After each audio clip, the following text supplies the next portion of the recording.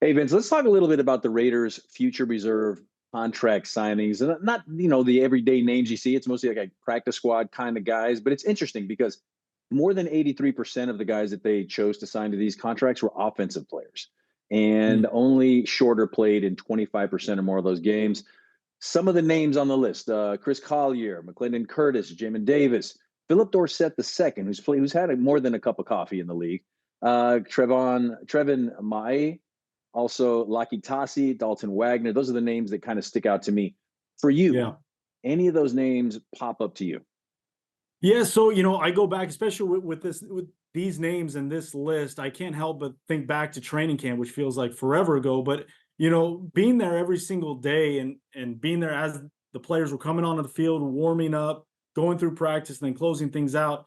There were two names that are actually on this list that I Hmm. remember just being like, these guys can be something. I don't know about this year, but these guys can be something. Justin Shorter is one of those guys that is fascinating to me. This is a tight end turned receiver, turned tight end back to receiver. He's kind of this hybrid. He's a mismatch. He really is. And Yeah. it's one of those things Justin Shorter felt like when it came down to cut down day during training camp, it was just kind of odd man out. It was a numbers game at that point, but he showed something every time I watch practice. Like he just was making some kind of play. He was mixing it up, getting on the defensive's nerves Hmm. more than a couple times, which I don't know if he's necessarily an agitator, but he was playing the part pretty well this past training camp. He's a guy I could see having some kind of role moving forward. Another name that every member of Raider Nation seemingly brought up to me, whether it was on the radio or Fox 5, was Laki Tassi. And they're Yeah. like, this dude is massive.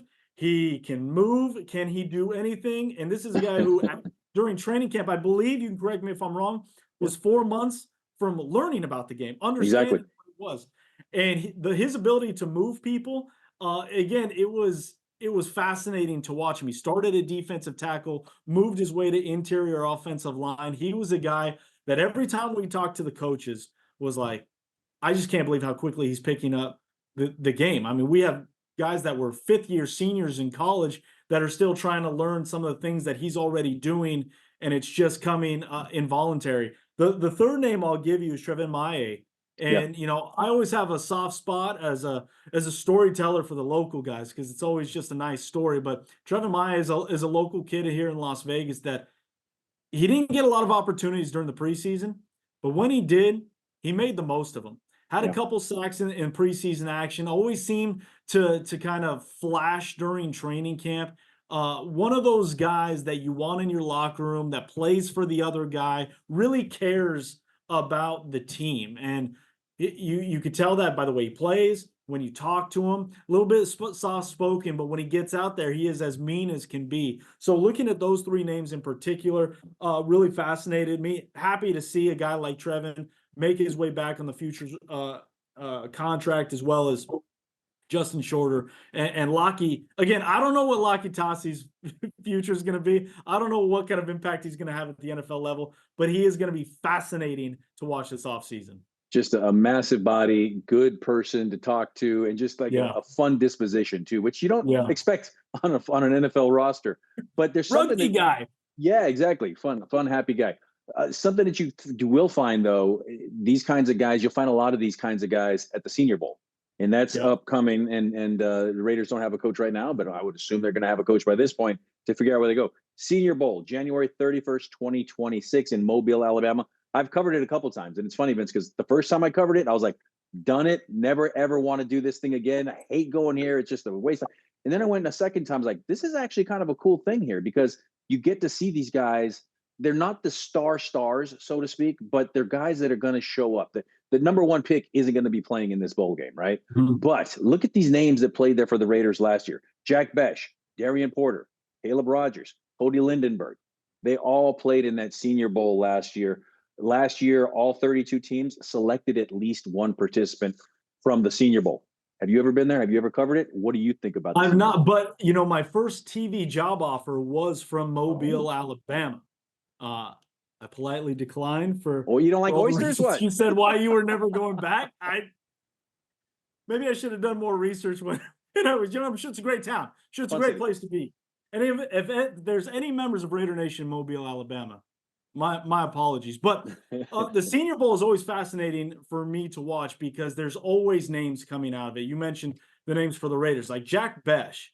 His name kind of got cemented in that Senior Bowl. Obviously, the circumstances surrounding it with the passing of his brother in that tragic event in New Orleans, and him scoring the game-winning touchdown at the end of the week in that Senior Bowl obviously created, a story, right? But for all the reasons, it showed his resilience, his ability to overcome the emotion that the game had.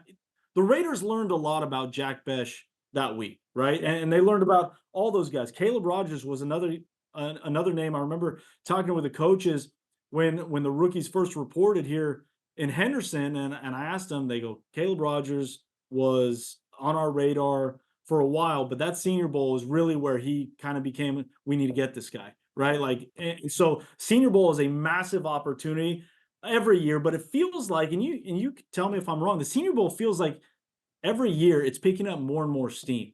Feels like it's picking up even more prestige, if that's possible, because it's one of the longest running all-star games for college prospects. Yeah, and like I said, by the second, third time I went to it, I was all in because it was just kind of a cool event just to be there, and maybe because you had access to people, So other important dates, you got the Combine. That's the big one. That's the underwear Olympics, so to speak. That's going to be in Indianapolis, February 23rd through March 2nd. That's one event I've never covered. I have never been to the Combine. You? What's going on, PG? What's that about? You don't like the Combine? I like the owners' meeting. You don't believe in the Combine? I've never been. After that, we got free agency starts March 11th. And the draft, it's going to be here before we know it, the end of April 23rd, 24th, 25th. Yeah, so the scouting combine when I was a kid was my favorite thing to watch on NFL Network. I have still somewhere in a box, I have notebooks of my own thoughts and analysis on these football players when I was a wee lad, still not understanding anything about anything.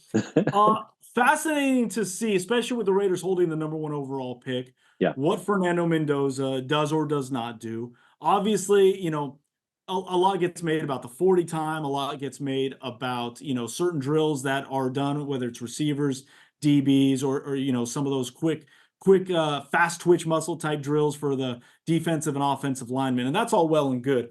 But you and I both know the biggest information that is gathered from that combine are those interviews.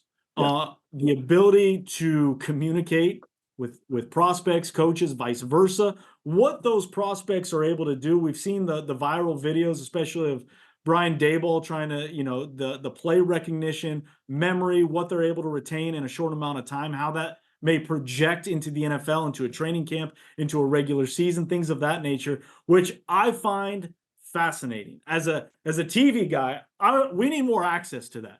Now, I know those in the front office are like, no, you don't need more access to that. That is our information, and we need that ourselves. But that's where, and PG, you know this well, in today's day and age, with social media and the ability and access everywhere, it almost feels like there's not a lot we don't know about these prospects. But the Combine is one of the last few places where you get that real interpersonal, intimate type feeling of who the player is, what they can provide to your franchise, besides just the production, what kind of person they're going to be, what kind of ambassador they're going to be. And you and I both know for the Raiders, that's just as important, if anything, is understanding what it means to be the Raider, what it means to represent that shield for the silver and black.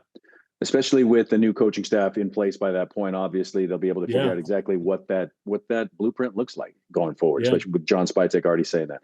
Vince, I'm going to start stretching now. So if you're there, I'm there, we're there. We can take on Rich Eisen and see who's got the fastest 40 time. My money's on you, but I'm going to put myself second. Do I have to wear the suit? Are we all wearing suits? Ooh. I still feel good if I got to wear a suit. I'm still spry enough. I feel maybe it's the blind confidence that I still feel pretty good about that. Even in a suit. Dress shoes, I might have to get some cleats. Some cleat clout. Sounds good. Vince, thanks for joining me.